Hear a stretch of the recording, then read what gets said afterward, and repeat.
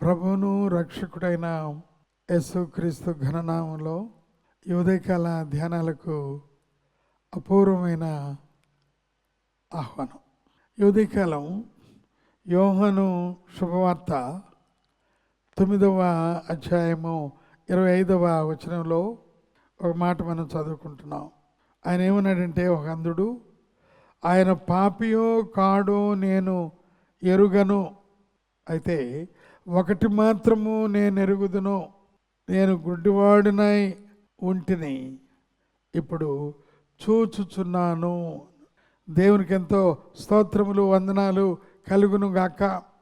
యేసు ప్రభు వెళుతూ ఉంటుంటే పుట్టు గుడ్డివాడు, అయ్యా దావీదు కుమారుడా, అయ్యా నా కళ్ళు తెరువు, నాకు దృష్టి ఇవయ్యా అంటే, అతను పుట్టింది మొదలుకొని సూర్యుని చూడలేదు, వెలుగును చూడలేదు, తోటి మనుషులను చూడలేదు, తోటి కుటుంబం, మా అమ్మ, మా నాన్న, మా చెల్లి, మా అక్క అని ఆయనకి తెలియదు. చాలా దుర్భరమైన పరిస్థితి.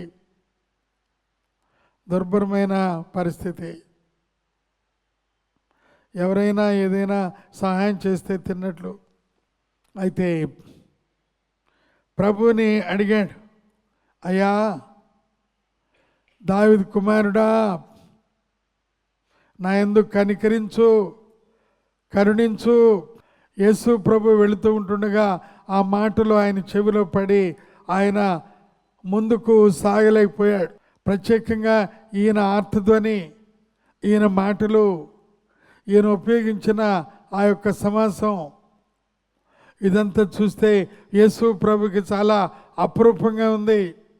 అతను చూచాడు, ఏం బాబు స్వస్థపడాలని ఇష్టపడుతున్నావు? అవునయ్యా. మామూలు వారు ఉపయోగించి చూచి చదివి జ్ఞానుల కంటే కూడా ఒక గంభీరమైన మాట అతను వాడాడు. ఈయన గురించి చాలా డిస్కషన్ అక్కడ జరిగింది. ఈయన గుడ్డివాడిగా ఇట్లా అవటానికి ఈయన తప్ప, లేదా ఈయన కన్నవారు పాపం చేశారా? ప్రభు యేసయ్య చెప్పాడు, ఇతను కానీ ఇతని కన్నవారు కాదు, దేవుని క్రియలు ఈయన యందు ప్రత్యక్షపరచబడు కొరకు ప్రభు వారితో చెప్పారు. సరే, ఆయన వెంటనే నీవు సిలోయముని కోనేటికి వెళ్ళి 7వ వచనంలో అందులో కడుక్కుమని చెప్పెను అనగా, ప్రభు నేల మీద ఉమ్మి వేసి ఉమ్మిలో బురద చేసి వాని కన్నుల మీద బురద పూసి, నీవు సిలోయమనే కోనేటి వెళ్ళి అందులో కడుక్కొనుము. వాడు వెళ్ళి కనుక్కొని చూపు గలవాడై వచ్చును. నిజంగా ఇది అద్భుతం, ఇది నిజంగా ఎంతో ఆశ్చర్యం, ఇది గొప్ప మర్మం. అప్పటి వరకు ఆయనకు లోకం తెలియదు, సూర్యుడు తెలియదు, మనుషులు తెలియదు. ఆ రోజున గొప్ప దేవుడు, పరిశుద్ధాత్మ దేవుడు కార్యం చేయగా సిలోయమనే కోనేటిలో కడుక్కోగా అన్నీ కూడా కళ్ళు, ఆ యొక్క దృష్టి పెరిగింది. అవన్నీ కనబడుతూ ఉన్నాయి. ఆ చంద్రుడు కనబడుతున్నాడు, నైటు సూర్యుడు కనబడుతూ ఉన్నాడు, మనుషులు కనబడుతున్నాడు. ఆయనకున్న ఆనందము ఇంత అంత కాదు. ఇప్పటి వరకు నేను గుడ్డివాడిని, ఆ యొక్క బావిలో కప్పలాగా ఉన్నాను, ఇప్పుడు నేను ఎంత ఆనందంగా నాకు ఉన్నదో అని అనుకున్నాను. ఈలోపు వారు వచ్చారు, యూదులందరూ వచ్చారు. అబ్బాయి ఎవరు? వాళ్ళ పేరెంట్స్ని పట్టుకున్నారు.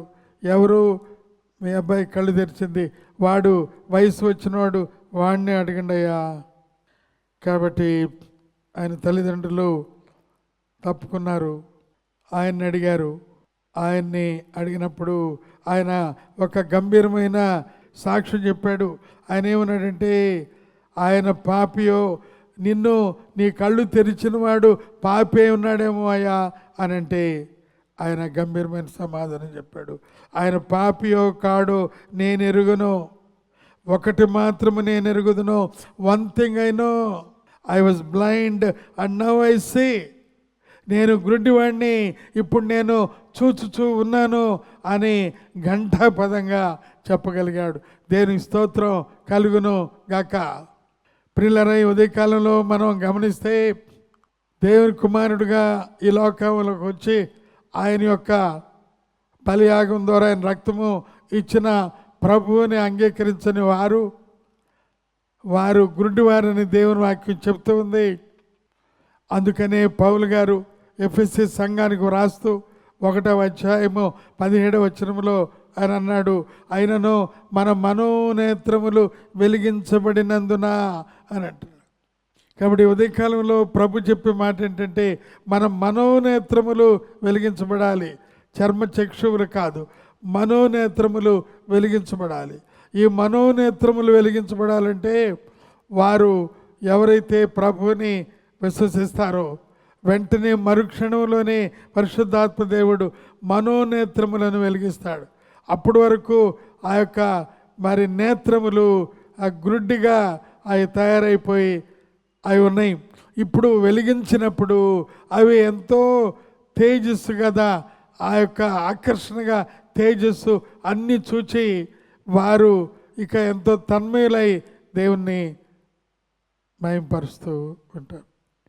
అందుకని దావీదు మహారాజు రాశాడు, ప్రభా నీ ధర్మశాస్త్రములో ఆశ్చర్యకరమైన సంగతులు చూచినట్లు నా కన్నులు తెరువుము అన్నాడు. అతను రక్షించబడ్డాడు, అతని కళ్ళు తెరవబడి అతను దేవుని కుమారుడిగా మార్చబడ్డాడు, దేవుని బిడ్డగా మార్చబడ్డాడు. తర్వాత దేవుని మహిమార్థంగా అతను సాక్షిగా ఉన్నాడు. మనకు ఫ్యానీ క్రాస్బీ అనే ఆవిడ గురించి తెలుసు.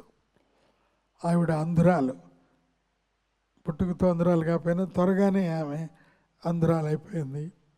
అయితే దేవునికి స్తోత్రం కలుగును గాక, 8,000 పాటలు ఆమె వ్రాసింది.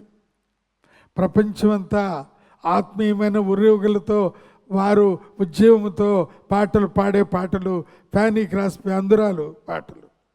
ఒక చిన్న మాట చెప్పి నేను ముగిస్తున్నాను.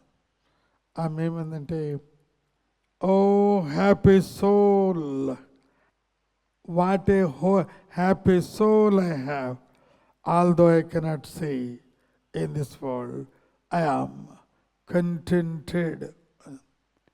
నేను ఏమాత్రం కూడా ఈ లోకంలో ఏది చూడకపోయినా నేను ఎంత తన్మయం చెంది ఆనంద పరవశురాలను ఎందుచేతంటే ప్రభు చేత నేను సంతృప్తి చెందిన దానను. దేవుని స్తోత్రం కలుగును గాక. అటువంటి గొప్ప కృప ఈ ఉదయకాలం ప్రతి వారికి దేవుడు అనుగ్రహించును గాక. ఆమేన్. తండ్రి కుమార పరిశుద్ధాత్మ త్రియేక దేవుడు ప్రేమ కృప సమాధానం మనందరికీ ప్రాముఖ్యంగా ఉదయకాలం దేవుని యొక్క ధ్యానాల్లో ఉన్న ప్రతి వారికి తోడై ఉండి నడిపించును గాక. ఆమేన్.